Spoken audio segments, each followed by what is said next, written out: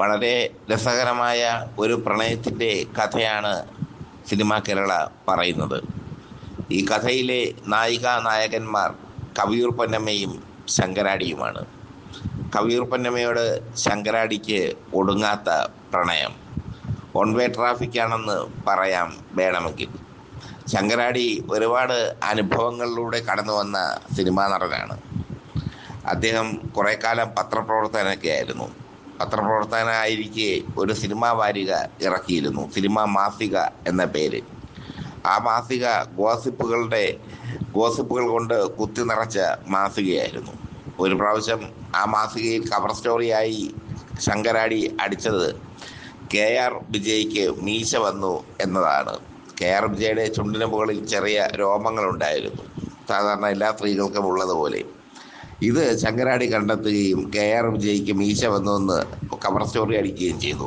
സംഭവം പ്രശ്നമായി, കോടതിയായി, കേസായി, കോടതിയായി. ഒടുവിൽ ശങ്കരാടി മാപ്പ് പറഞ്ഞ് ഊരി. ശങ്കരാടി കവിയൂർ പൊന്നമ്മയെ ആത്മാർത്ഥമായി തന്നെ പ്രണയിച്ചിരുന്നു. കവിയൂർ പൊന്നമ്മയെ ജീവിത സഖിയാക്കാൻ അദ്ദേഹം ആഗ്രഹിച്ചിരുന്നു. പക്ഷേ കവിയൂർ പൊന്നമ്മ പ്രണയിച്ചത് മണിസ്വാമിയെയാണ്. മണിസ്വാമി അന്ന് സിനിമാ നിർമ്മാതാവാണ്. രാജൻ പറഞ്ഞ കഥയടക്കമുള്ള ചിത്രങ്ങൾ നിർമ്മിച്ച നിർമ്മാതാവ്.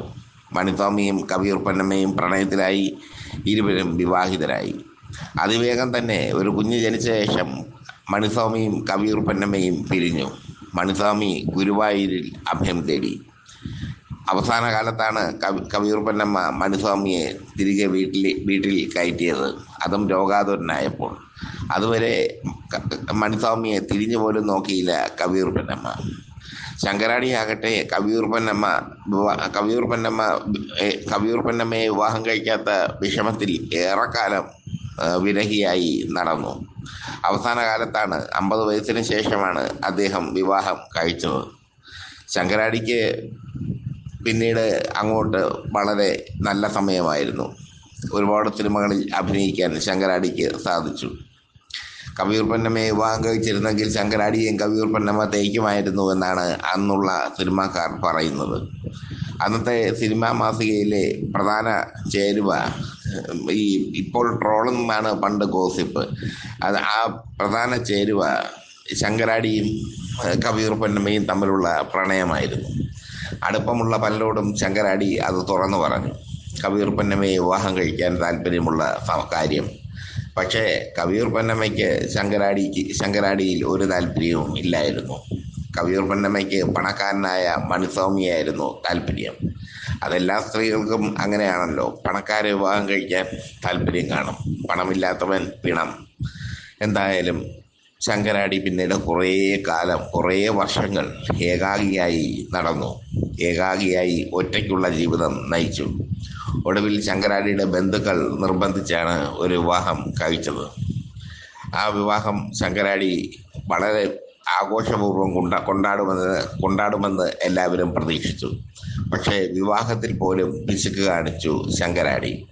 ആ വിവാഹം റിപ്പോർട്ട് ചെയ്യാൻ പോയ പ്രശസ്ത പത്രപ്രവർത്തക ലീലാമേനോൻ തൻ്റെ ആത്മകഥയിൽ പറയുന്നത് ആ വിവാഹത്തിൽ പോലും ശങ്കരാടി പിശുക്ക് കാണിച്ചു എന്നാണ്. അത് ചോദിച്ചപ്പോൾ ശങ്കരാടി പറഞ്ഞു, വയസ്സാകാലത്തുള്ള വിവാഹമല്ലേ, ആർഭാടമാക്കേണ്ട കാര്യമില്ല എന്ന്. അതാണ് ശങ്കരാടി. അടൂർ ബാസിയെ പോലെ തന്നെ പിശുക്കൻ. എന്നാൽ അടൂർ ബാസിയെ പോലെ സ്ത്രീകൾക്ക് പിന്നിൽ നടക്കാറില്ല ശങ്കരാടി ഒരൊറ്റ ആളെ പ്രണയിച്ചിട്ടുള്ളൂ. അത് കവിയൂർ പൊന്നമ്മയാണ്. മറ്റൊരു പ്രണയം ശങ്കരാടിയുടെ ജീവിതത്തിൽ ഇല്ലായിരുന്നു. ശങ്കരാടി ഇന്നില്ല. ശങ്കരാടി അഭിനയിച്ച കഥാപാത്രങ്ങൾ ഇന്നുണ്ട്. ശങ്കരാടിയുടെയും ഒടുവിലുണ്ണികൃഷ്ണൻ്റെയും നഷ്ടം ഇന്ന് നമ്മൾ അറിയുന്നു. കാരണം വളരെ മനോഹരമായി ഹാസ്യവും ദുഃഖവും കൈകാര്യം ചെയ്യാനുള്ള കഴിവ് ഇരുവർക്കും ഉണ്ടായിരുന്നു. ശങ്കരാടി മലയാള സിനിമയിലെ അമ്മാവൻ വേഷത്തിൻ്റെ പ്രതീകമായിരുന്നു. ആ മിഥുനം എന്ന ചിത്രത്തിലൊക്കെ എന്തും മനോഹരമായിട്ടാണ് അദ്ദേഹം അമ്മാവൻ വേഷം അഭിനയിച്ചത്. അതൊക്കെ അദ്ദേഹത്തിൻ്റെ മാത്രം പ്രത്യേകതയായിരുന്നു.